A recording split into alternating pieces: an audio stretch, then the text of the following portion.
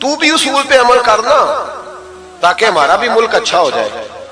مسئلہ تو عمل کرنے کا ہے نا، وہ عمل کوئی بھی نہیں کرتا. تو بس باتیں ہی باتیں. اعلیٰ حضرت متاثر نہیں ہوتے تھے، کہتے تھے کافر کو متاثر ہونے والی چیز ہے، متاثر نہیں ہوتے. اعلیٰ حضرت کے زمانے میں سائنسدانوں نے کہا زمین گھومتی ہے. آج بھی ہمارے بچے پڑھتے ہیں نا زمین گول ہے، زمین پڑھتے ہیں کالجوں میں. اعلیٰ حضرت فرمانے لگے پاگل ہو، جب نبی پاک صلی اللہ علیہ وسلم کا فرمان موجود ہے کہ جب اللہ نے زمین کو پیدا کیا تو یہ کانپنے لگی. رب کریم نے پہاڑ بطور میخے بنا کے اس میں لگا دیے، پہاڑ بطور میخوں کے قلعے بنا کے لگائے. زمین ٹھہر گئی. جب حضور نے کہہ دیا ٹھہر گئی تو میں کیسے مان جاؤں گھومتی ہے؟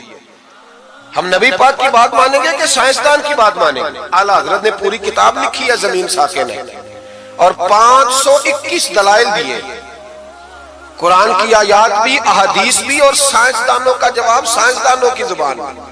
وہ متاثر نہیں ہوتے تھے، کہتے تھے ہم توحید کو ماننے والے، ہم کیسے متاثر ہو جائیں؟ پھر سائنسدانوں نے کہا اعلیٰ حضرت کے زمانے میں کہ کشش ثقل ہے. سمجھا تو پا رہا ہوں نا میں آپ کو اپنی باتیں. اعلیٰ حضرت فاضل بریلوی رحمت اللہ علیہ کے زمانے میں لوگوں نے کہا کشش ثقل ہے جی، وہ کیا ہے؟ زمین چیزوں کو اپنی طرف کھینچتی ہے. یہ نظریہ کب بنا؟ ایک سائنسدان نہ بیٹھا تھا درخت کے نیچے، تو اس نے دیکھا کہ سیب گرا ہے تو وہ بھی زمین پہ آیا ہے، امرود ٹوٹا ہے تو وہ بھی زمین پہ آیا ہے، انار ٹوٹا ہے تو وہ بھی زمین پہ آیا ہے.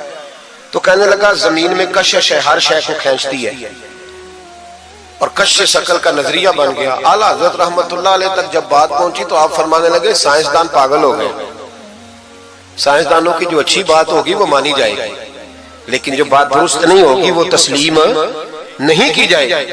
آپ فرمانے لگے یہ کیا بات ہوئی کہ آدھا کلو کا سیب تو زمین نے کھینچ لیا، امرود بھی کھینچ لیا، انار بھی کھینچ لیا، اور غبارے میں 1.5 چھٹانک ہوا بھر دیا، وہ زمین سے کھینچا نہیں گیا، وہ اوپر اڑ گیا ہے. فرمانے لگے یہ کیسا کشش ثقل ہے؟ 1.5 چھٹانک ہوا ہوتی ہے نا غبارے میں، وہ زمین سے کھینچا. اعلیٰ حضرت فرمانے لگے اصل کشش ثقل نہیں، اصل بات یہ ہے کہ ہر چیز اپنی اصل کی طرف لوٹ جاتی ہے، ہر چیز اپنی اصل کی طرف. فرمانے لگے ہوا کی اصل اوپر ہے تو غبارہ اسے اوپر لے گیا. انار، سیب، امرود زمین سے پیدا ہوئے تھے تو واپس زمین پہ آ گئے.